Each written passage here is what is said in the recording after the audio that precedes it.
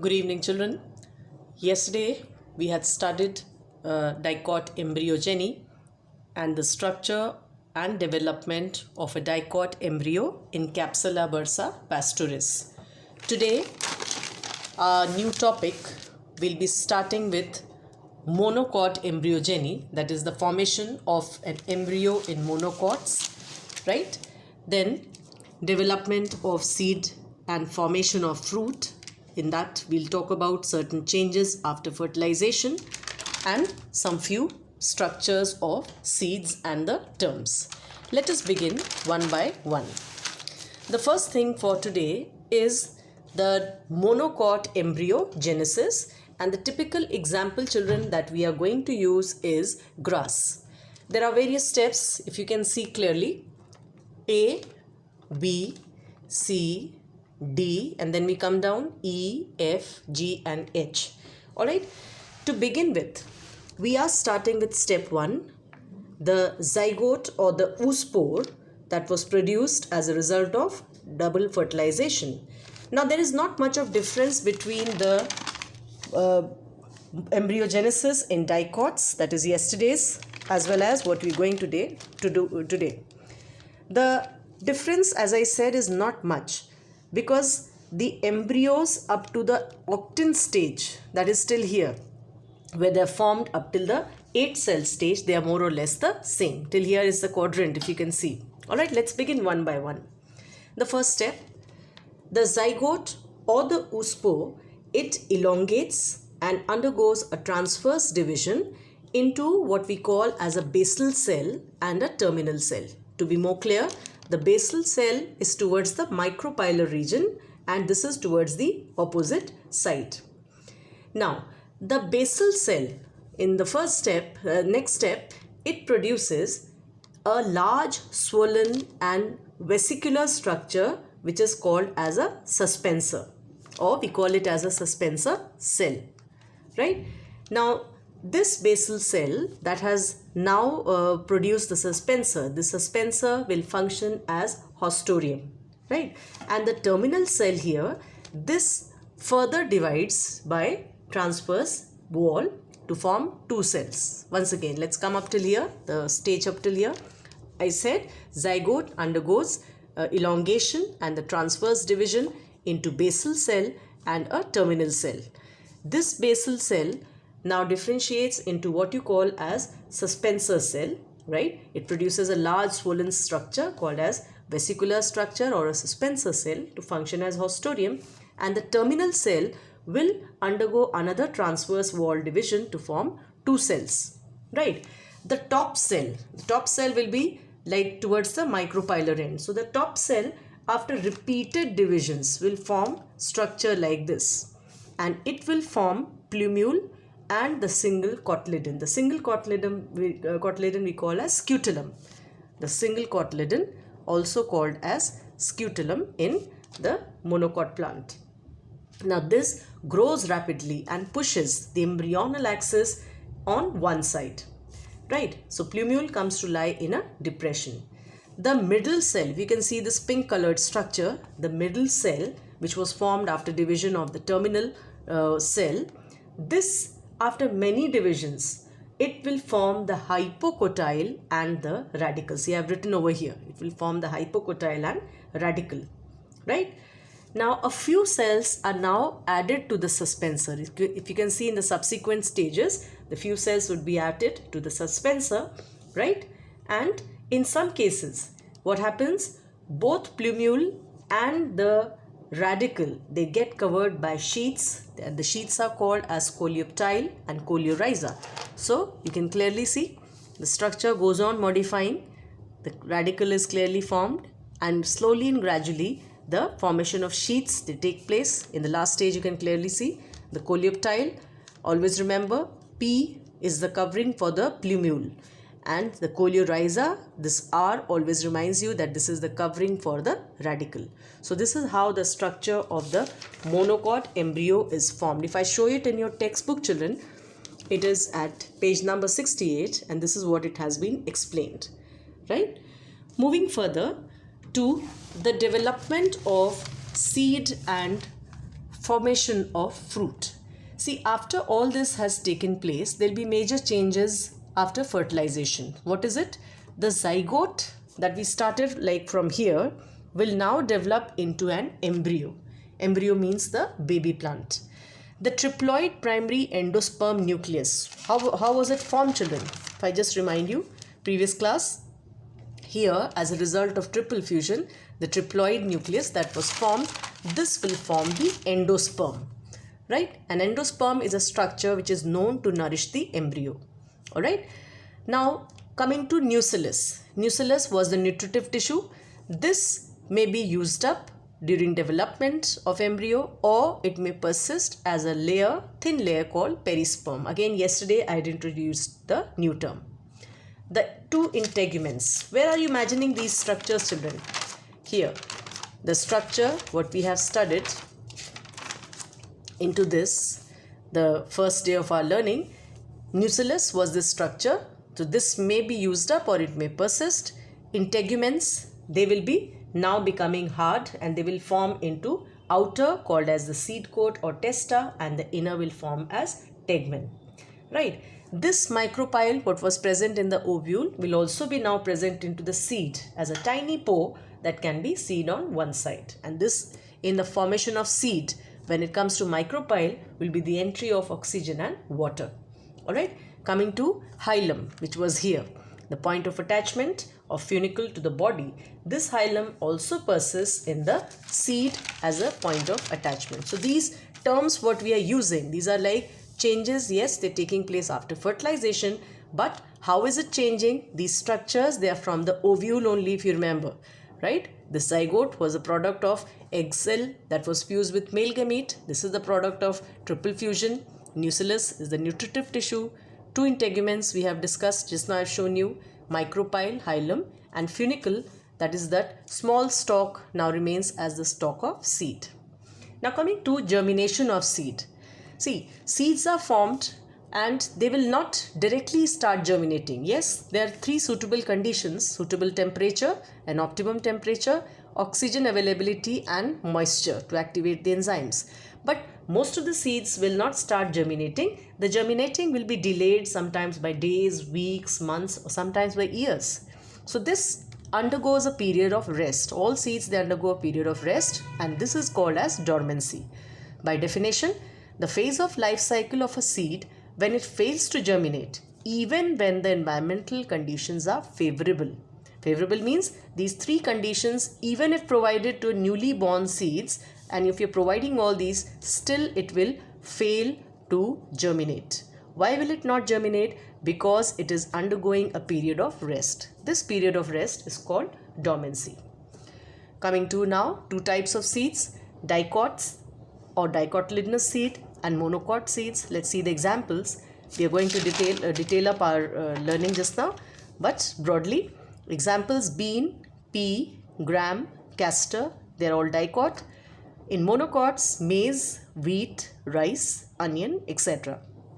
So di means two and cot is a short form of cotyledons. So this type of seeds, they have two cotyledons, and mono means one. So these have one cotyledon. Here the pericarp is fused with the testa. What is the other name of pericarp? It is the fruit wall, right? And this is fused with testa. Here they are usually free. Here they are non-endospermic. That means the food will be stored not in endosperm but in cotyledons. Whereas these monocots, they are endospermic. Coming to food storage, will be picked up by cotyledons, whereas here will be by endosperm. Chalaza, hilum and micropyle, they are clearly visible from the surface. In here they are not. No special coverings like plumule and radicle, they are not covered by coleoptile or coleorhiza, but here they are covered. Plumule by coleoptile and radicle by coleorhiza. Plumule lies between two cotyledons, whereas here it lies to one side. We will see this just now. So coming to our structure of seeds, we have 4 seeds in our course, children. We will be coming, all these I have given you on these two sides of the pages. The first page here, we are going to study the two dicot seeds in our course. The first is the bean seed and the other is castor. What is the major difference and similarity between these two? The major difference is first similarity. Both are dicots. As you can see, they both have two cotyledons here and here, right? But this is an endospermic seed and this is a non-endospermic seed. All right. So let us begin one by one. Bean seed, children, if you remember, you have studied in detail earlier in class 9th, but most of you must have forgotten. So let's begin from the external surface. The color of bean seed is brown and shape, it is kidney shape. Dark brown color is towards the concave side. The concavity is even darker in color. Then there's a whitish scar, what we call as hilum, right? Micropyle, that's just above the hilum. If you see, micropyle is a dot-like structure and this is the entry place for oxygen and water. And just opposite, so if here is micropyle, then the opposite side here will be the raphe present at the opposite side, and this raphe is just on the other side of hilum. Now, close to the micropylar end, there's a bulge over here that indicates the position of underlying radicle. All right. Color of seed coat, brown, is because of the testa, right? And if we remove the or peel off the soaked testa, we'll see the inner layer of the seed coat, which is called tegmen. All right. So, testa and tegmen. A new term we are introducing, children, tigellum, Tigellum. This is a term which is used for the embryo which has a curved axis or tigellum. Now, what is embryo? When we open up the two sides of the seed or the cotyledons, we will see a very minute, delicate baby plant or the embryo. So, this whole thing is embryo, made up of two parts, the plumule and the radicle, and an imaginary axis called as curved axis or tigellum. Remember this term, children? So, something like this you will see, right? Two more terms to understand, epicotyle and hypocotyle. Now imagine, children, we have opened the cotyledons like this and this baby plant is attached at one position. Suppose this is the point of attachment of the embryo to the cotyledons. Now the portion of the embryonal axis, again I am telling you this is imaginary. So this portion of the embryonal axis above the point of attachment of embryo to the cotyledon. So this distance between the plumule, these leaves are plumule leaves. So this distance between the plumule and this point of contact is called epicotyle. Epi means above, right? So part of embryonal axis between cotyledon node and plumule. And just the opposite, the portion of this contact and the region of embryonal axis below that is hypocotyle. Hypo means below, the point of attachment of cotyledon to the radical site here, this region is the hypocotyle.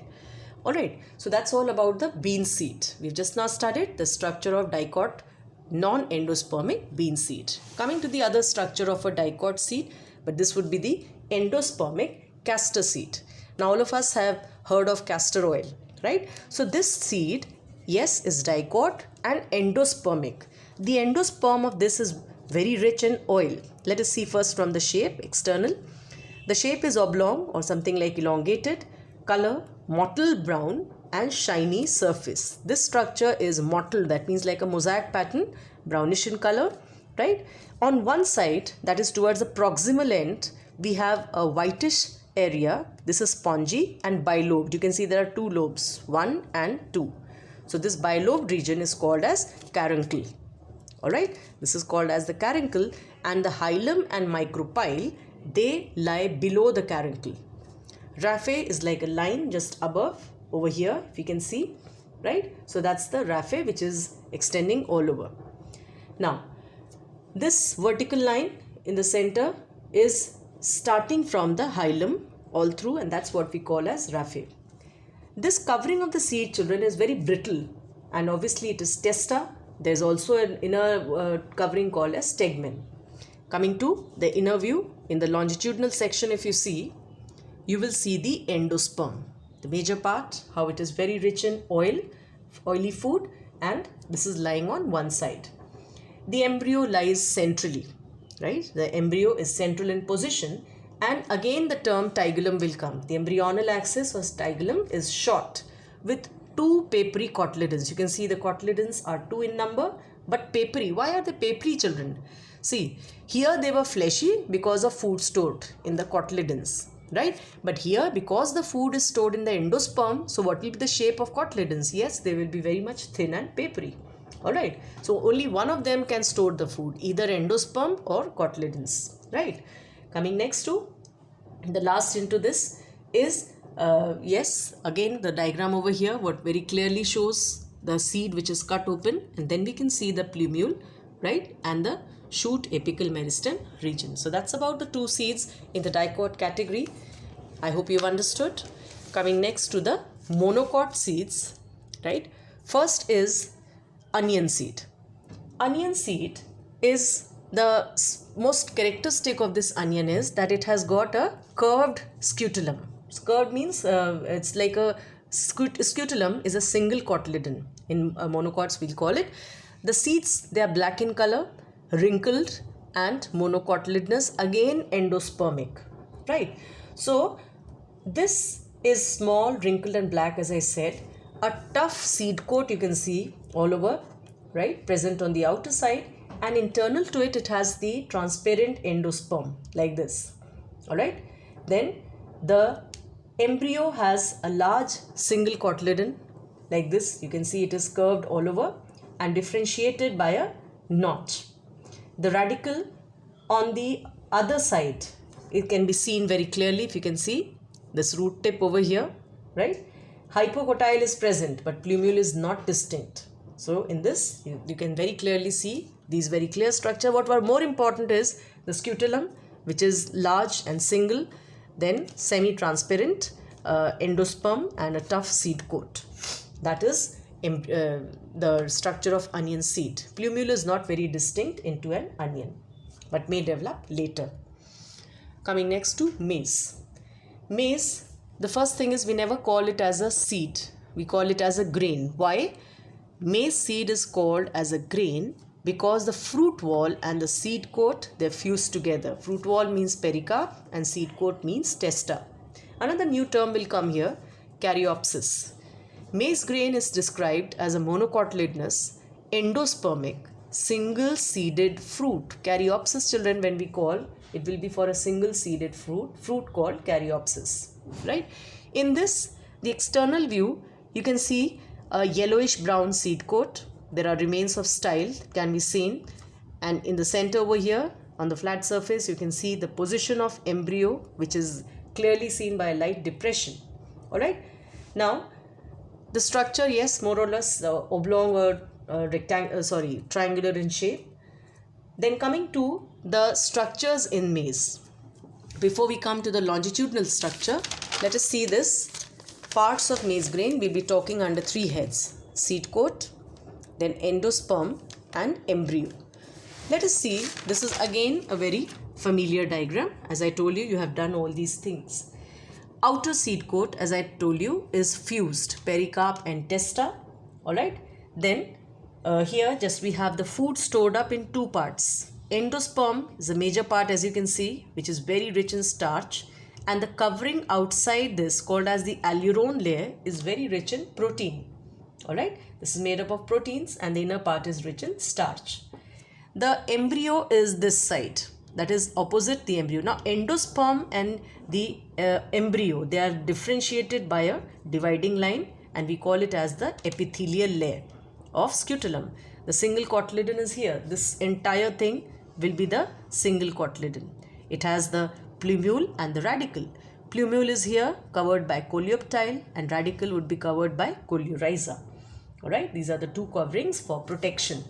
Then anything else that is left? No, I think I have completed all.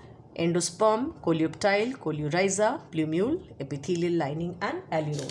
So as I told you, children, we have three parts to study into the maize grain. Seed coat, as I said, is fused with the fruit wall.